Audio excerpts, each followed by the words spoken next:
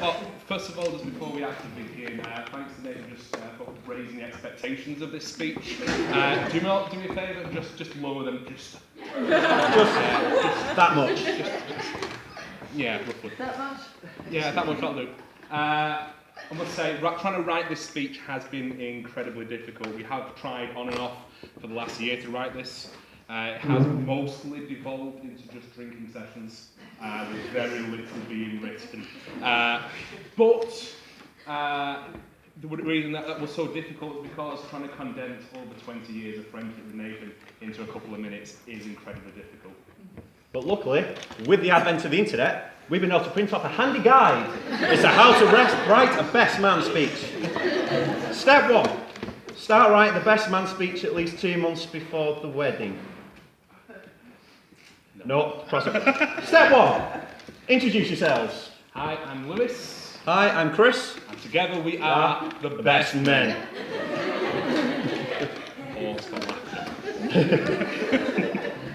Step 2, thank those who made the wedding possible. So, yeah, in terms of what we would like to say thanks to, is thanks to everyone else for coming. Thanks to Nathan for giving us the opportunity to be the best men. We're not exactly sure who else you could have chosen. The social circle being quite small. We do appreciate it. And thanks to everyone that has made journeys to try and get here. We know there are people from all over the place. And it's nice for them all to be here today. Yes. Yeah.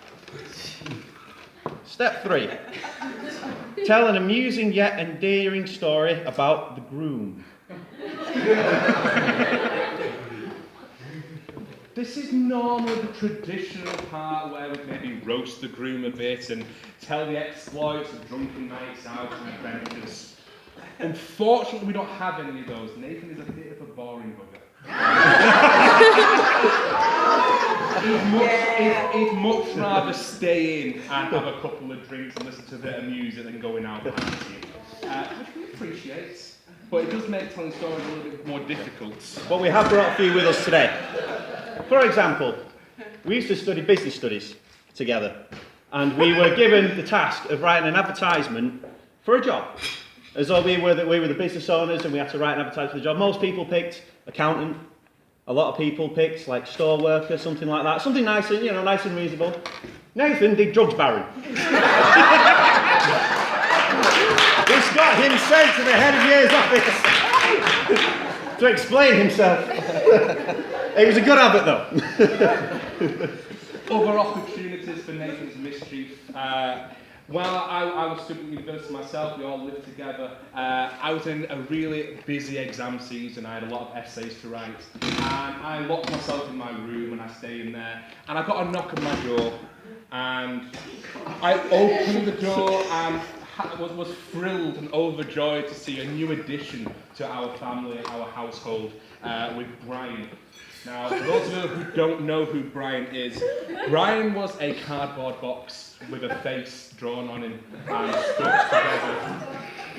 He was clothed, he was an actual person, he was clothed in one of Nathan's old pyjama sets.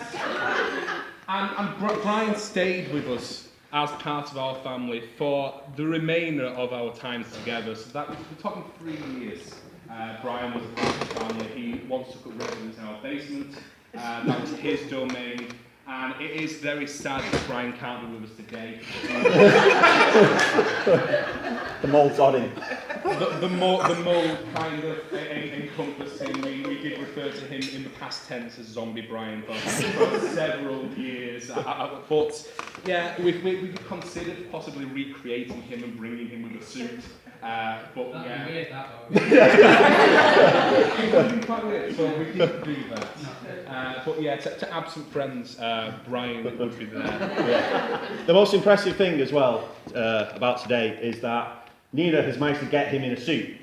I was getting him in clothes that aren't a beanie hat, a dressing gown, and big novelty monster slippers. That is all this man wore for about 5 years.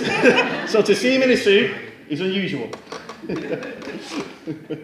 I'll also say I messaged Nathan yesterday, just on the eve of the wedding, and I asked him how he felt with his last day of freedom.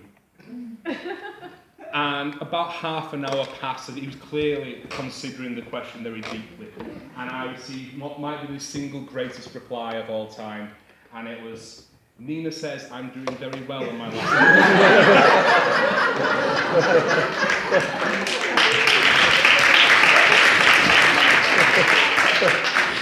Right, step 4. Tell a no-holds-barred, all-guns-blazing story about the bride. No. We'll skip that one. We'll skip that one. Step 5, the soppy bit. The soppy bit. Not much more we could possibly say that hasn't already been said. Nathan and Nina have both been in our lives for a very long time. They live together, they complement each other beautifully, and I can't imagine them not being together. There's been a lot of hard times over the last few years, and it's good to see them both sat there smiling. And I hope that Nina, Nathan makes you as happy that you've made him.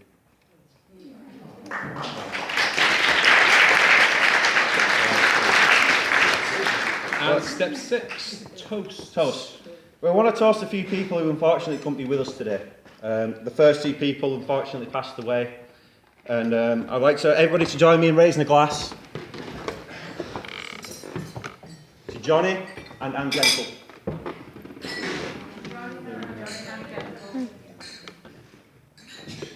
And Nathan's other grandparents who, for the circumstances, unfortunately could not be here today.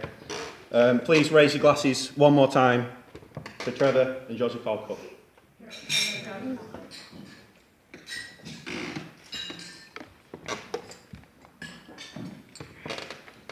And we want to also thank Jim and Scylla and family for coming all the way over to Ireland as well, making the effort to come over. It's much appreciated. We didn't write that bit, but Jason said it would be something that'd be nice to slot in. So, without further ado, one last time. Final toast. After all these years, the best thing about this day, that after all these years, Nina finally has a surname that I can pronounce.